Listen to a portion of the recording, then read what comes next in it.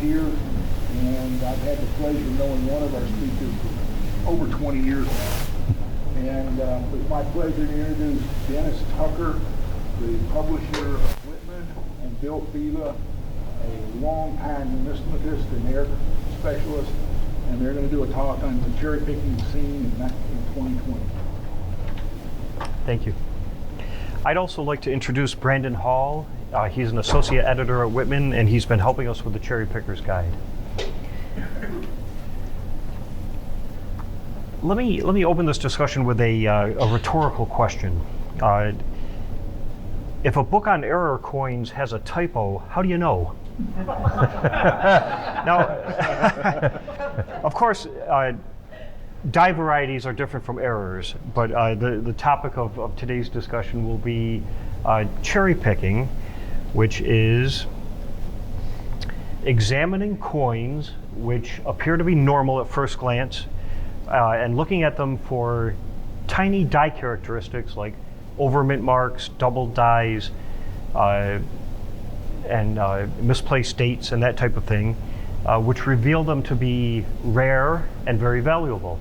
This is something that collectors can do, dealers can do, anyone who has the time and the eye and the inclination and the knowledge can do this and can have a lot of fun with it.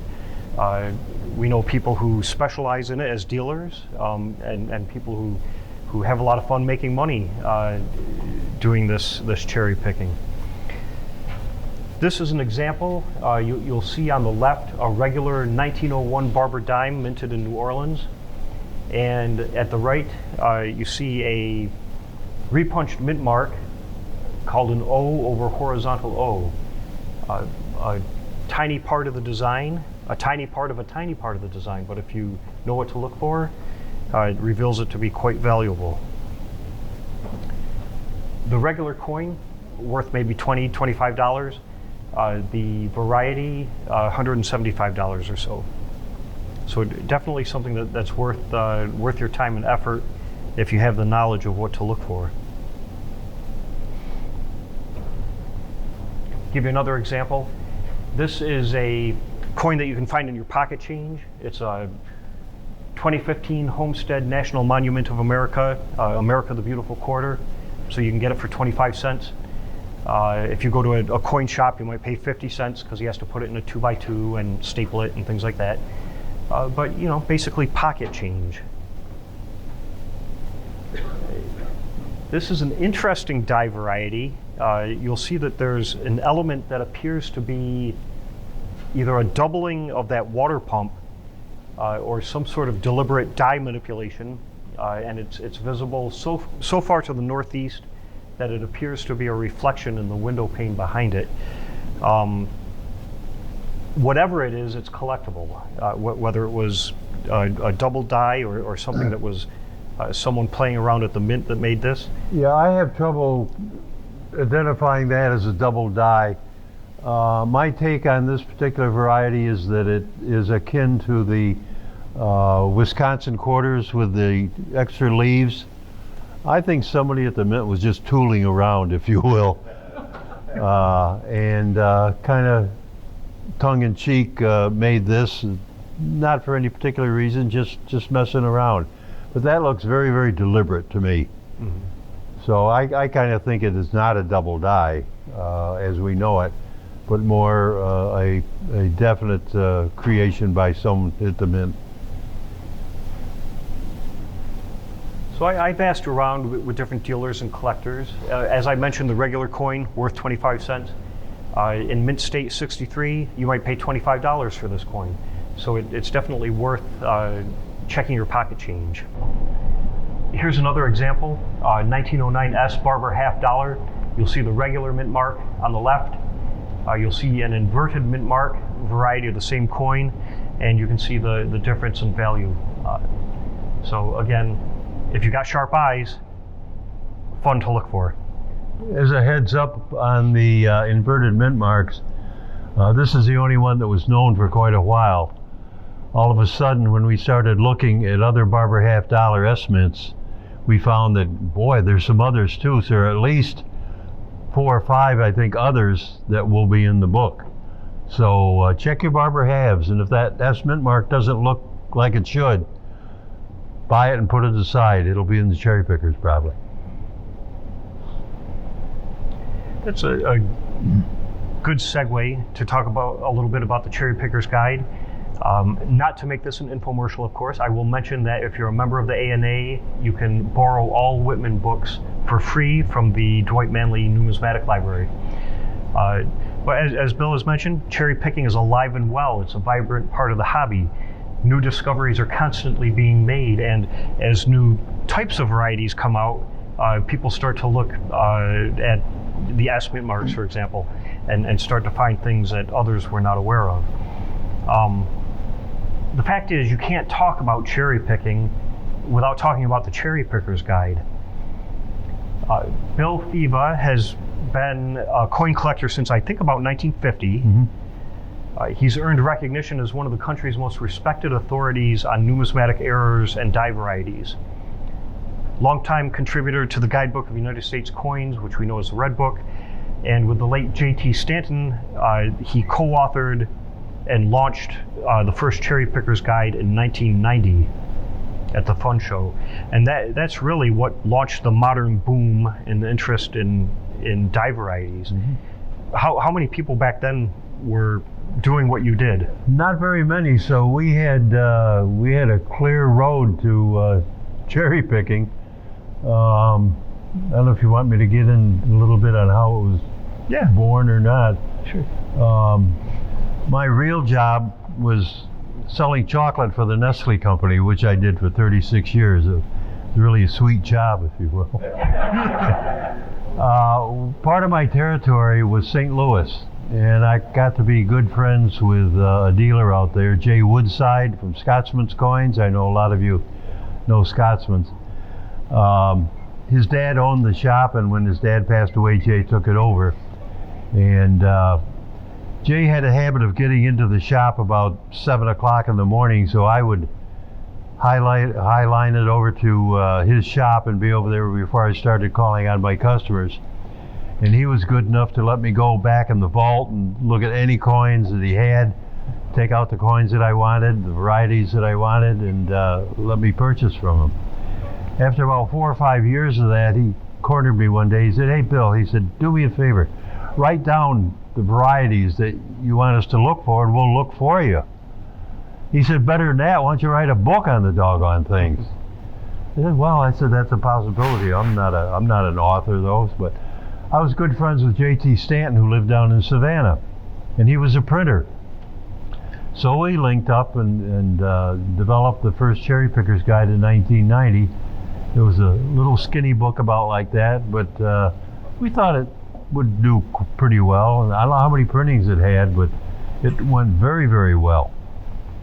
So after that, we, in subsequent printings, it developed to one of the best sellers really in the numismatic hobby. I know Whitman is very pleased with how it does, but that was the genesis of how the Cherry Picker variety book was formed. And the Cherry Picker's Guide has grown into a good measure of what is popular and easy to sell, and has a good price differential within the hobby community. You know, what people are talking about, what they're interested in, what collectors are getting excited about. And I should mention one other thing. After about the third edition, JT and I were talking, and the varieties were getting really tough to find now. And I told JT, "Hey buddy, we've created a monster here. We can't go out and cherry pick like we used to." But everybody else was, and that's the name of the game. That's the fun part of numismatics. So we were delighted. I'll show you, this is a sample entry within the Cherry Picker's Guide. This is the coin that we were looking at a moment ago. So we have the date, we have the variety. This is a repunch mint mark. PUP, or PUP as we call it, stands for pickup point. Obviously for this variety it's the mint mark itself. We have the Fivaz Stanton number, other catalog reference numbers. URS stands for the Universal Rarity Scale. That's a measure of how rare a particular variety is. Interest is the interest factor. How interested hobbyists are in this particular variety. And that's somewhat linked to L, which is liquidity, how easy it is to sell, whether you'll be mainly trying to sell it to specialists, or whether it's a coin that even general hobbyists are interested in. Many dye varieties are listed, well, not many, but some dye varieties are listed in the Red Book. Those are considered the more major varieties. And then there's a text description and any comments followed by pricing of both the normal coin and the dye variety. Bill, is there anything you want to add to this kind of layout? No, I think you covered it pretty well. We try to be as concise as possible. And as far as new varieties go, and I don't know if Dennis is going to cover this, but as far as new varieties go, our rule of thumb is if you can't see it easily with a 7-power loop, it probably doesn't have a very good chance of getting in the book. Some of the varieties that are shown to us as possible inclusions, I call them picking the fly poop out of the pepper. I mean, it's very, very minuscule and you can barely see it with a 10-power glass. But if you can see it easily with a 7X or 7-power glass, yeah, it probably is a pretty good candidate. So that's our rule of thumb as far as new inclusions. Again, in the interest of sharing with you what we have found to be significant within the hobby community, these are some entirely new sections that we're putting into the next edition, which comes out in August. Type B reverse Washington quarters, bust half dollars, which have not been covered in the past issues, long knock Morgan dollars, 1879S reverse of 78 Morgan dollars, peg leg Eisenhower dollars, and an entirely new section on U.S. Philippine coins struck under U.S. sovereignty. There might be a couple that I've missed. I think bust dollars might. I think we have one bust dollar in there, so yeah. There's quite a few. So the things I'll be talking about might change. I mean, there might be additional additions, if you will, by the time we get to press and the book comes out in August. But this will give you a good kind of snapshot of the hobby as it stands now in 2020. We have 3 new Liberty seated half dimes, 3 new capped bust dimes, 2 new Liberty seated dimes, 10 new Barber dimes, 8 new Mercury dimes, 12 new Roosevelts, including some moderns, 2 new 20-cent pieces. This will take us all day if I just run through, so I'll summarize the rest. 43 new quarter dollars, ranging from capped bust to Washington. You'll see here that the Washington quarters are the ones that have the most additions. 46 new half dollars, with the Franklins being well represented, capped bust as well, that being a new section. A few Barbers, some Liberty walking. Liberty seated and Barber coins, of course, have their own dedicated groups. They've been very helpful. The Liberty Coin Collector Society and the Barber Coin Collector Society, I believe I got those names right. They've been very helpful giving us information and photographs. 29 new dollar coins, heavily weighted towards Morgans, but we have some peace, a couple modern dollars, a trade dollar, and 5 Liberty seated that are new this year. 6 new gold coins. Is Ross here? There you are. Ross Johnson been very helpful helping us study the dye varieties among U.S. gold coins. 1 new classic commemorative, and 20 coins within the U.S. Philippine section.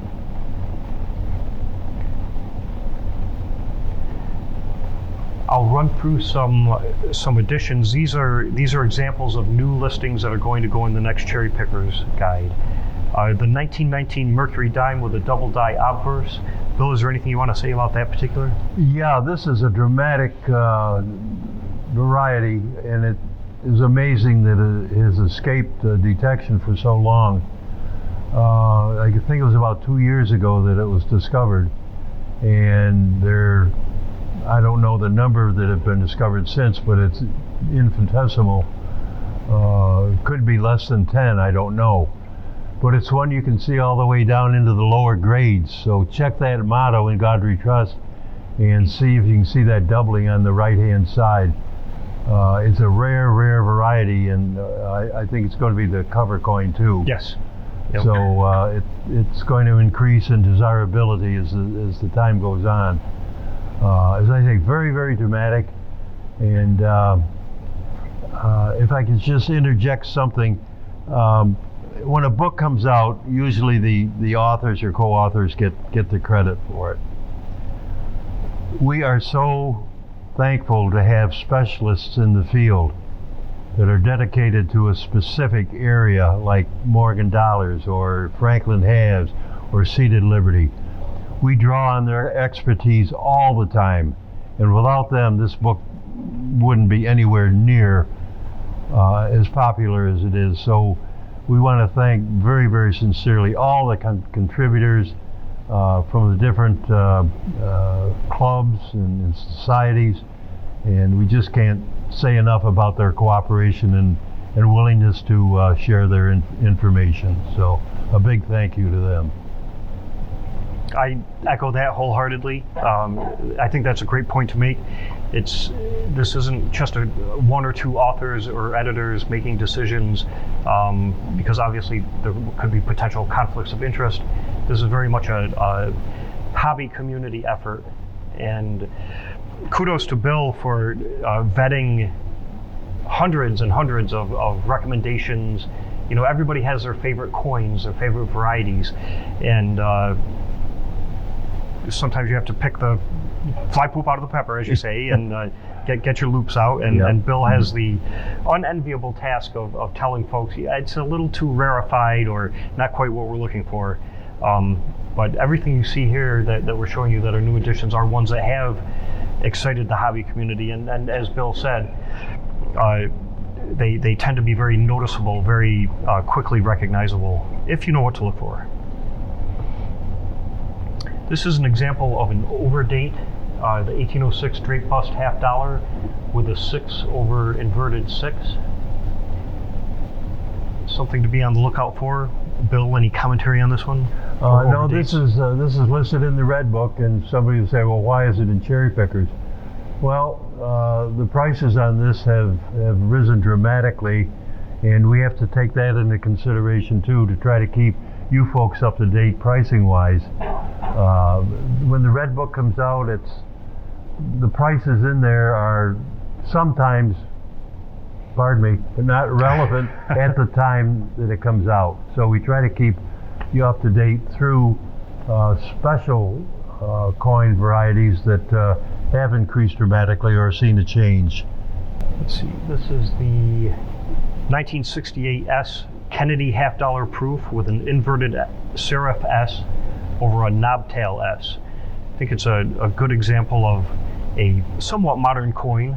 Yeah, this is one you can cherry pick, folks, because nobody knows about it until the book comes out.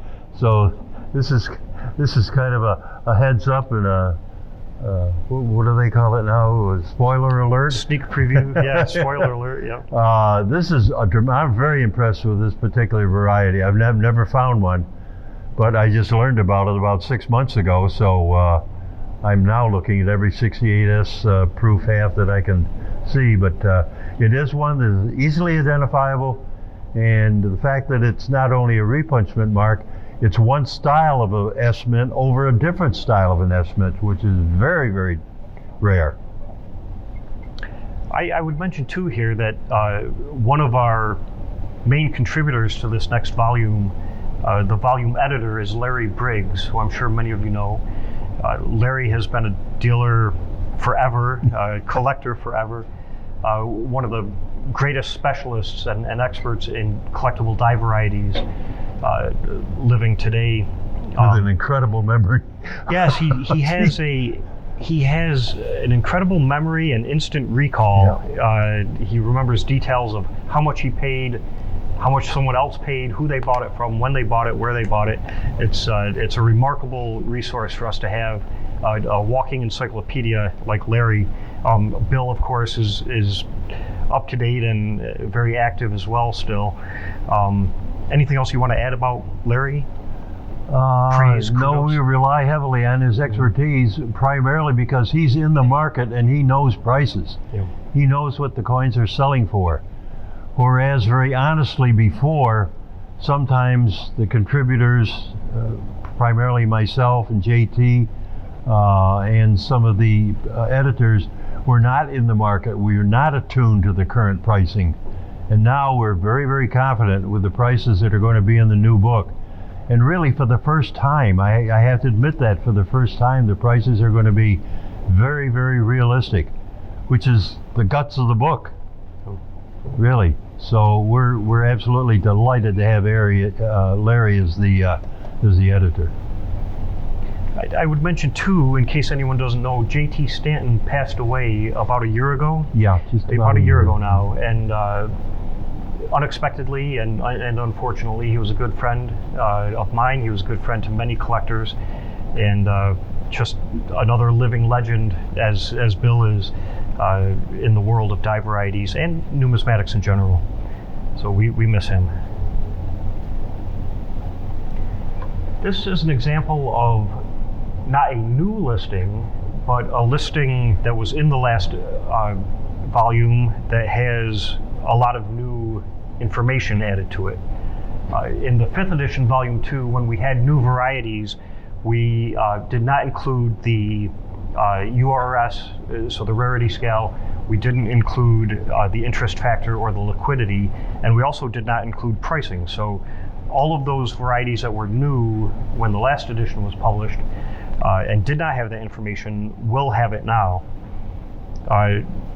So we have a few years of market data.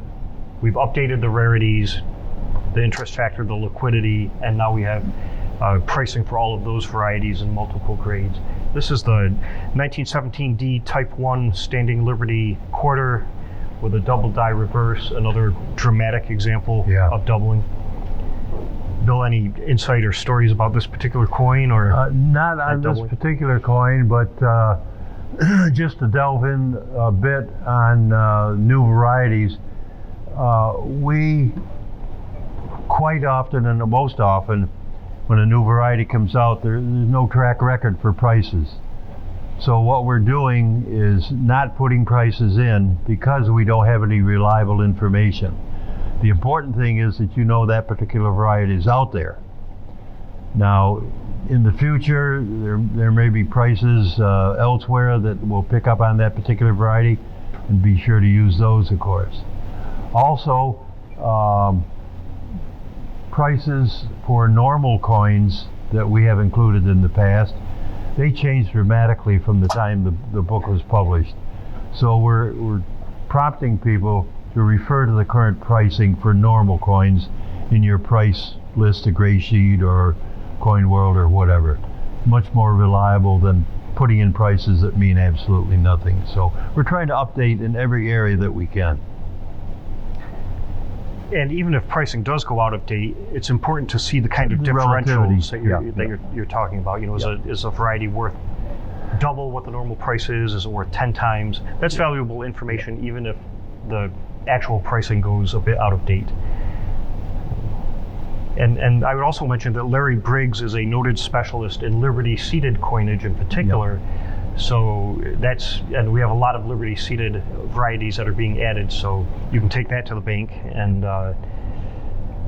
we value his contributions in those areas in particular. So, and I've just listed, without picturing them, a few more examples, and Bill, feel free to chime in on any of these. The 1966 Roosevelt dime from the special mint set with a 5 on the cheek. 1944 Liberty walking $50 with no engraver's initials. Bill, is that something that you see quite often in that series? There are several dates that have it. The 29S comes to mind, the 45P, 44P. There are 2 or 3 others also that do not have the engraver's initials, which are in the lower right-hand corner, the AW. Just been polished off or worn from dye erosion. The ones that you want to pay particular attention to are the ones that show absolutely no trace of an AW. Sometimes you see a very weak AW down there. Those really don't qualify. And at this point, I'd like to mention one thing that we mentioned in the grading class the last couple of days that we had here. And it's in regard to no-date buffalo nickels, and it concerns a variety. Don't poo-poo those no-date buffalo nickels. Everybody knows the 1916 double-die nickel, super rare, rarer than the overdate. But you can identify a 16 double-die nickel even though you can't see the date. How? That long feather behind the neck of the Indian, that is doubled very dramatically on the right-hand side of it. And you can see that all the way down to the grade of good or below good. So if you see a no-date buffalo nickel with a doubled, very distinctly doubled, all the length of that long feather down, that is the 16 double-die obverse, and the grading services will slab it as such because of that diagnostic. And you know what one in that condition would bring? Up to $1,000. So it's worth looking at those no-date buffalo nickels, folks. And those are coins that you can buy for 15, 20 cents. Not even that, Not even yeah, that, yeah. Buy them by the bag and Yeah. spend some time. Now looking at them. chances are you won't find one, but if you do, you've rung the bell. So. The another Liberty Walking $50, the 1945 with obverse die stress cracks. 1950 Franklin $50 booger variety with dramatic obverse and reverse die clashing. Bill, you want to talk about Yeah, I think I ought to explain the booger variety. That's my terminology, my identification. We all know the 55 Bugs Bunny, okay, with the clash marks at the mouth, look like fangs, look like vampire fangs hanging down, or Bugs Bunny, has the nickname the Bugs Bunny. Well, there are many, many other dates in the Franklin series that have that characteristic, the die clash from the eagle's wings on the reverse that look like those fangs. There are also several varieties that have die clashes coming down from the nose. Okay, so I've nicknamed that the booger variety. And those are becoming very, very collectible. We're going to have a lot of those in the new edition, and good close-up photographs too. Yep. The 1995 Washington Quarter Spitting Eagle variety. Bill, I think there's a Spitting Eagle peace dollar, isn't there? Not sure about that, but the Spitting Eagle quarters come from clash marks again from the obverse, and it's a long clash mark coming down from the beak. So I have not started looking for those. They're real new to me, but they will be in the book and will be collectible. And then we'll have several peg leg varieties of the Eisenhower dollar. Yeah, those are becoming very, very popular. And the peg leg refers to the R in Liberty above Ike's head. The bottom of the normal R has two serifs coming out from each side. Okay, the peg leg doesn't have those serifs, it's straight down. Okay, the 1971 S Silver Ike, the business strike, is probably the most popular and the one that most people know. But there are many others that are going to be listed that are becoming quite valuable, and they are starting to command some pretty good prices. So this is just a sampling. I was talking with Bill and Larry this morning.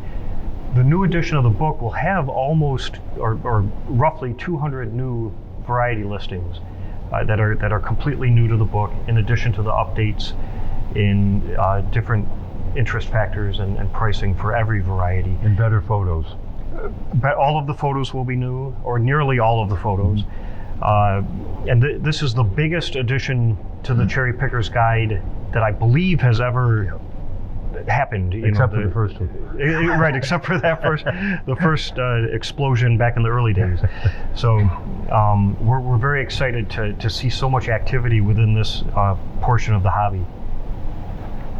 If you're interested in cherry picking and are not yet plugged into this part of the hobby and you want to learn more, there's CONECA, the Combined Organizations of Numismatic Error Collectors of America. They're online at conecaonline.org. Of course, the American Numismatic Association, if you're not a member yet, please join. You can go to money.org and do that, or sign up on the Bourse today. And then there are specialized groups for the different coin series. The John Reich Collector Society will teach you about bust coinage. Liberty Seated Collectors Club, the Barber Coin Collectors Society, the Society of Silver Dollar Collectors, and there are several more that are very active in all of these specialties. And I think Coneca has a table here, if I'm not mistaken. Okay, yep. Sam, Coneca has a table at the convention, don't they? Yes. Yes. Okay, yeah, so stop down. Yeah, Club Midway Fest. Good. And don't push Bill out of the way when you're running down to the bourse to start cherry picking. So that's kind of our overview. I'd like to open it up to questions now so that folks can pick our brains. And Can I make one comment before that? Yeah. I'd like to give kudos to this young man right here, Brandon. He's been charged with trying to find updated photos, clearer photos for the book, and he's done a superlative job tapping into I don't know how many websites to pull these up. He's done a great, great job, and he deserves a big hand, I'll tell you. I second that. There's definitely a learning curve, and Brandon has jumped right in and learned a lot and has been very helpful in this project. We're trying to make him a cherry picker. It's already happened. It's already happening. Yes, sir. And Bill, what do you attribute? Dennis, you said that there are more editions than that ever been put in the Cherry Guide this time. And it kind of boggles my mind a little bit to see all the old coins coming out with new varieties. And it doesn't, why weren't those discovered before? Why are there so many more? Do you have lots of people looking for them now that weren't looking before? Is that part of it, or it just doesn't make total sense? Okay, not to toot our horn, but I think it's because of the Cherry Picker's Guide. People are starting to look closer at coins. There was a time where mint marks didn't mean a thing to people. They just collected by date. And all of a sudden, was it Heaton? Yeah. Dave Bowers just recently wrote a piece about that. Did he? Yeah. All of a sudden, people were interested in mint marks. So I kind of feel that we had a pretty major impact in the looking at coins. And you can look at coins one time and not see anything, look at the same coin 2 years later and find something new. So. Cherry Picker's Guide has been revolutionary, and your work has been revolutionary. That is a great question, though. You think that a coin from 1919, it's more than 100 years later. Why is it just coming out of the woodwork now? And something I would mention, though, is that there are some varieties that are new to the Cherry Picker's Guide, but are known to specialists within the different specialized groups, and those will be making new appearances. So not necessarily new to the hobby community, but they will be new to the broader hobby community after publication. Yes, sir. A lot of the newer Washington quarters have some major die chips and cuts on them. We don't include things like die chips and cuds because that's more of a striking problem. Pieces of the die fall out, and it's a progressive thing. Now, there are exceptions to that, specifically on the huge die crack, which is in the book on the 1920 Pilgrim. There's a huge die crack on the reverse through the sails, and it's a progressive thing, and we show the different progressions. But we try not to get into areas that are not really specific down one line. Yeah. Yes. Several comments. First of all, as to the cherry pickers, if you look at the Coneca book, the magazine that comes out periodically, you'll see that there's a list of new members to Coneca, and you'll see that a significant number of the new members that are referred to Coneca come from cherry pickers records. Second of all, we've been without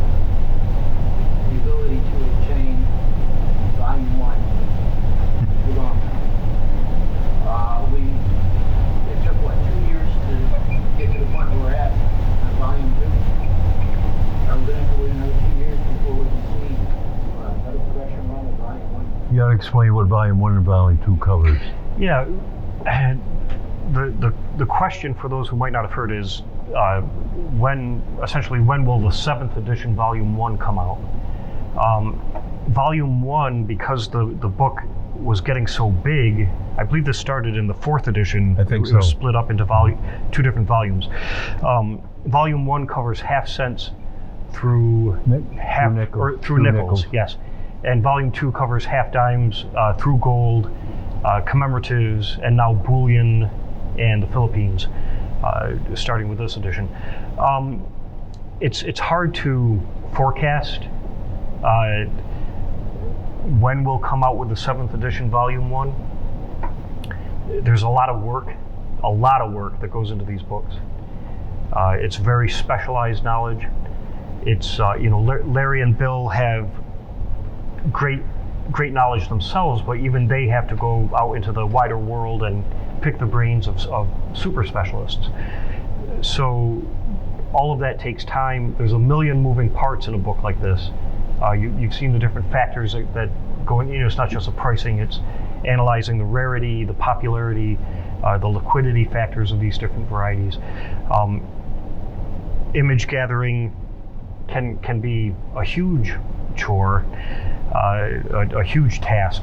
So I mention these things just to give you an idea of how much work has to go into it, and that's what makes it difficult to say. It's not like a red book where we have, it's very almost a formulaic process that we go through every year, and very, the timeline is down to the minute, and we've done it, 74 times now since 1946. This is different.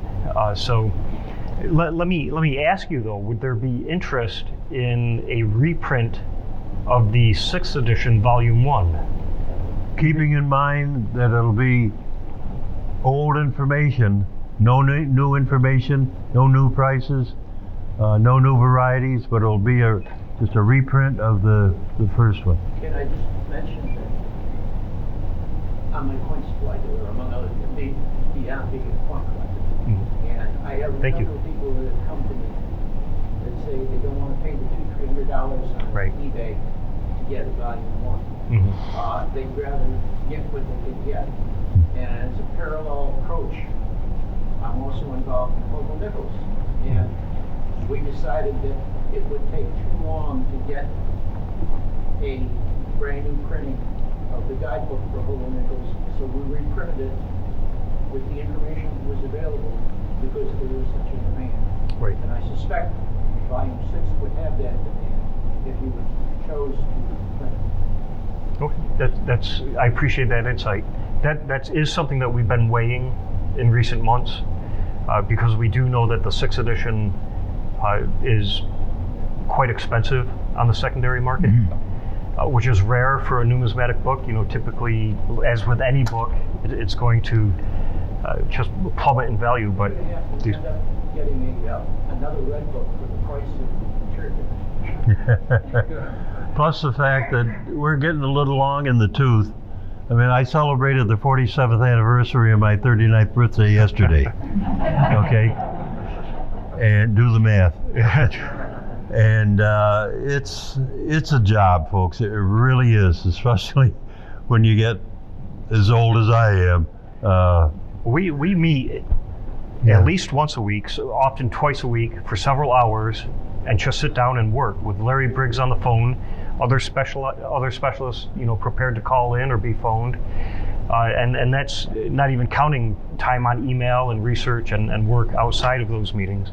Right. So it is a lot of work. We love the help that we get from the hobby community. It's wonderful, but it's that's why it's not that we don't want to. It's just planning it out and getting everything together. But so if I could ask, if just by show of hands, would people be interested in just a straight reprint of the 6th edition volume 1? Okay, good to see. Other questions? Yes, sir. Could you share with us a little bit of the information, or where you get the information to determine the scale as far as the interest, the liquidity, and the rarity? That's a great question. From the specialists. Asking about how we get the information on liquidity and interest factor and rarity. Bill, I'll let you speak to that. We glean that from the specialists. In the ones that, the quarters, for example, a lot of new varieties in the quarters.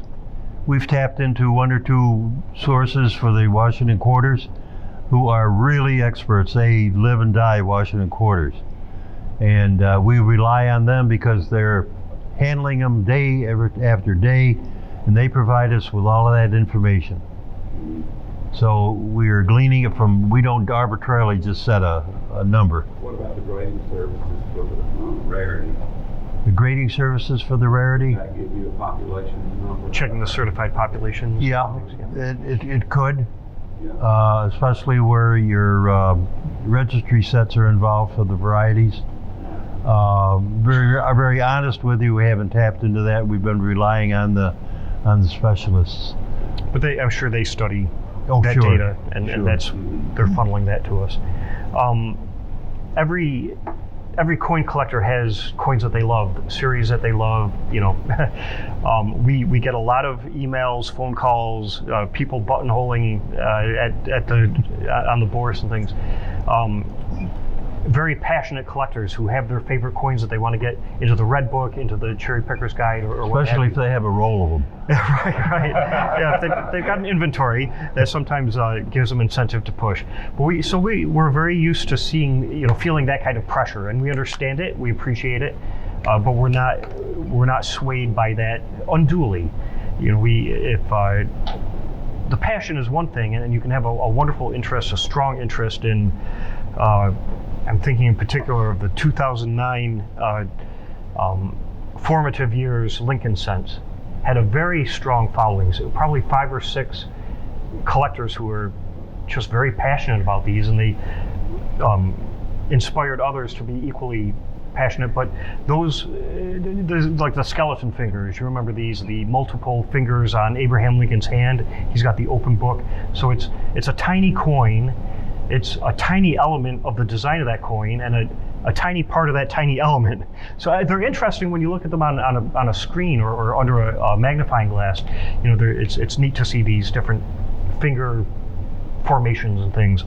But we did not see a strong secondary market in them. There was not a lot of buy-sell trade. There were not dealers who were buying them wholesale and then selling them retail. So there were no articles being written in Coin World and Numismatic News and the Numismatist. No books being written. Those are the kinds of things that really show long-term, deep hobby interest in a particular variety. So those are some things. You might also mention that we're deleting quite a few coins Yes. from the book, especially in the quarter series, those modern ones of the trees. And That's a good point. Yes, Yeah. as we see interest in a particular variety decrease, that makes it easier to say, you know what, let's make room for ones that people really care about. I think it was the Minnesota quarters in the last edition. Trees that have branches that shouldn't be there and that type of thing.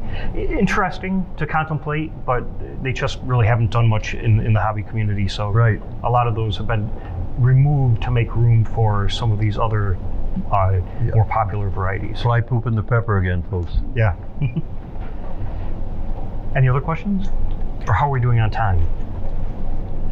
You're fine. 12 deal. Okay. Yes, Okay. Bill? Yep. Thank you. Thank you. If I can get up. Thank you. Thank you very much. Appreciate it. Thank you. Thank you, Darren. Thanks, David.